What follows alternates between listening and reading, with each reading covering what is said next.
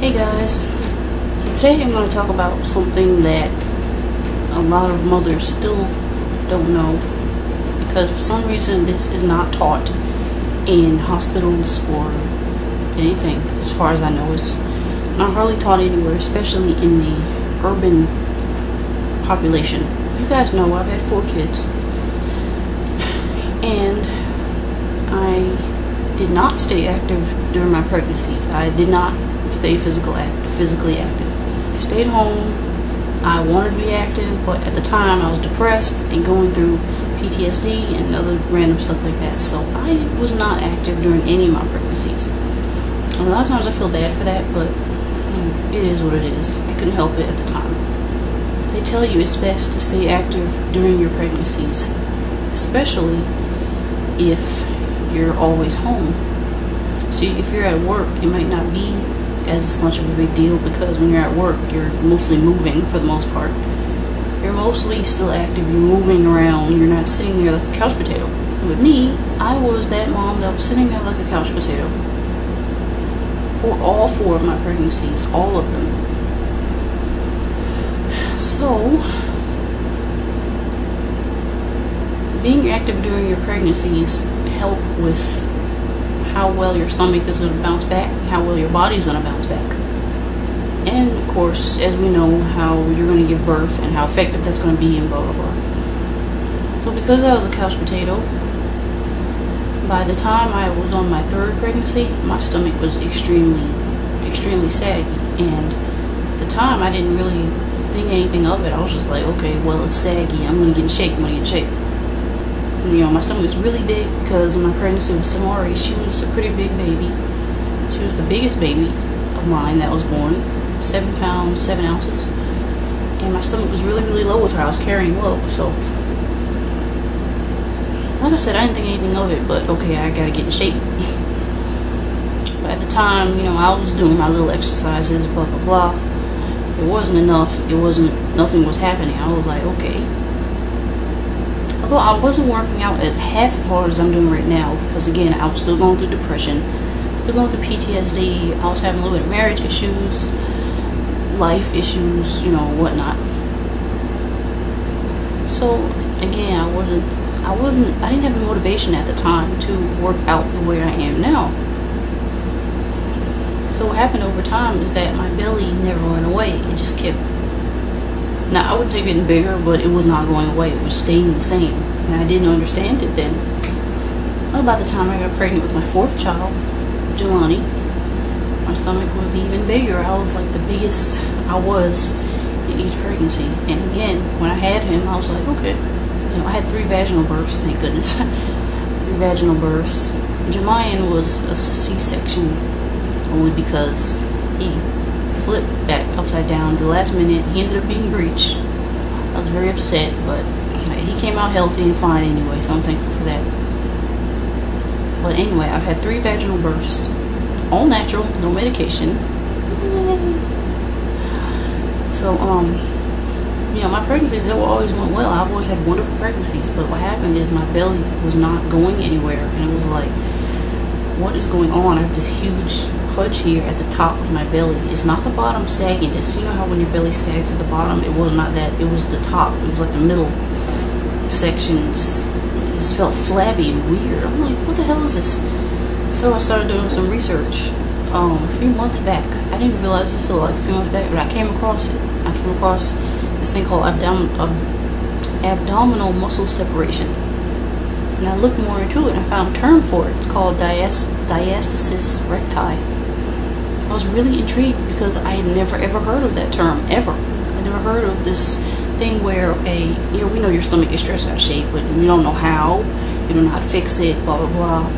And what it was showing me is that I'll link a picture here where it shows, I'll link a couple of pictures where it shows you exactly how your stomach muscles separate during pregnancy and how it looks and how it really affects your posture, affects your back pain and everything.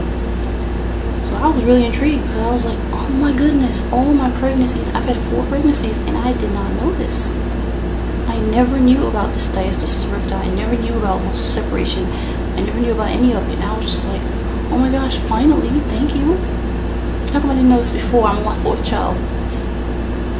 If I would have known this before, I would have been bound my stomach some kind of way years ago, like after my probably 2nd child, because my stomach wasn't that bad after Soraya. After my 1st child, I was really skinny back then, so my stomach was hardly nothing. But after Jamayan, it was like, okay, you know, my stomach wasn't really going anywhere. And like I said, after my 3rd pregnancy, I was really beginning to notice it because my stomach was really not going anywhere. And I just thought, okay, I had to eat better and exercise. But no, that wasn't just it. It was just like, something's just not right. It's just too flabby there. And it's just, and like they said with the diastasis testing, when you're testing to see if you have muscle separation, they tell you to put your fingers, it depends on how many fingers can fit in the area, the opening of your stomach. You have to lay down and see how many fingers can go through, and it feels really gross down there. It feels weird. It's just like a bunch of nasty flabby tissue, and it's like, ugh, this feels weird. But that just is what it is. Your muscles have been pulled apart and the tissue is poking through, and it's just weird. And I was like, thank you for coming across this. Finally, this explains a whole lot. This explains why mothers have such problems with, you know, toning up their abs after having children. This explains a hell of a lot. And I was just,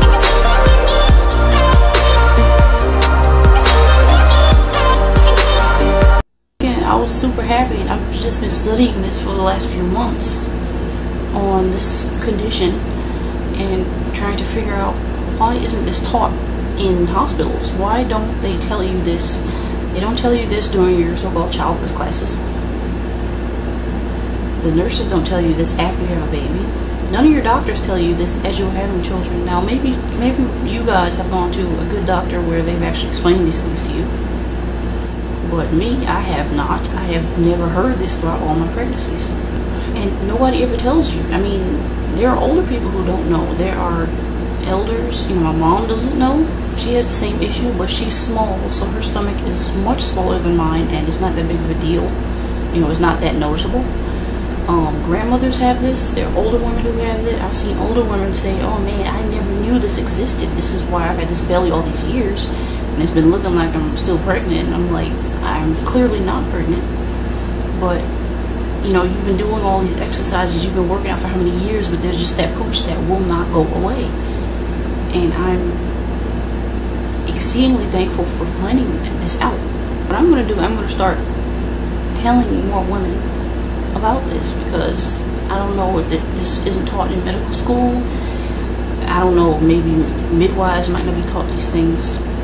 I don't know where it's being taught, but apparently mommy/pregnancy websites for years, and I've never seen any diastasis recti things. Now, it's probably getting more attention now because people are just not finding out about it, but where was this all my life? Where was this everybody's life? Why didn't we know about these things? So I'm just happy to be able to tell you guys that if you've had a child, or if you've had more than one child, and you have that pooch in the middle of your stomach that will not go away, it's not your fault. You have a muscle separation. It's called diastasis recti, and there are videos on YouTube where it explains the type of exercises you should do to help close that gap. It's a gap. It's just there, and certain exercises can help you close it. One day, I don't know, I might do an exercise video on that, but I'm not very proficient on it yet. I have not been doing it that much yet, because if you follow me on my Curls of Innocence page, you've known that I've been doing planks, and they tell you planks is the worst thing for diastasis recti. So I didn't know that either until I was like how many months into it. I had gotten to a point where I was almost able to hold a whole minute doing planks. I had gotten to 50 seconds, and that's as far as I can go. And my core was getting stronger. I really thought my core was getting stronger. But no, they tell you that planks and push-ups and other certain extreme abdominal strengthener exercises are not good, because what they're doing is making the separation worse. Now, I don't know about that claim for sure. I have to do more research on it, but that's what they say. So avoid doing planks, avoid doing push-ups. Research on videos that help you close that diastasis recti gap. Trust me, guys, it will help. I've already been doing it for a few weeks, and I've already seen a little bit of difference. Now my stomach is still has a long way to go though, a long way. Because again, I've had 4 kids, my stomach's extremely stretched. You can self-diagnose this. This isn't any condition where you need to go to a doctor. It's not. You can self-diagnose yourself, and you know when your stomach's not acting right. You know when, you know your body, you know what you've been doing and how your muscles have been, you know, how your muscles are feeling and looking. You know your body. So again, I just want to tell you guys that as a very helpful thing, and I hope you guys will look into it more and do more research and hopefully get your muscle separation fixed and, you know, closed up. I'm looking into buying a waist trainer right now because waist trainers do help. They really do. I've seen women online where they have this diastasis problem and they've worn waist trainers for a while, you know, a few weeks to a month or whatnot, and they're already seeing results. Because what a waist trainer does, it helps everything to stay in. It helps everything to stay in, and whether or not you band your stomach, you take like a wrap and you just wrap it repeatedly, whether or not you do that or you wear a waist trainer or both, it will help. Either way, it will help. It will help close that gap in your body so your stomach can be back to normal. It's going to take a while. I do know it's going to take a while. So I just want you guys to know that. Do some research on it, and yeah, go ahead and start getting your body going and spread the word about this issue that I don't see preached anywhere else. And yeah, thank you curly mamas for watching. See you for the next video. Peace out.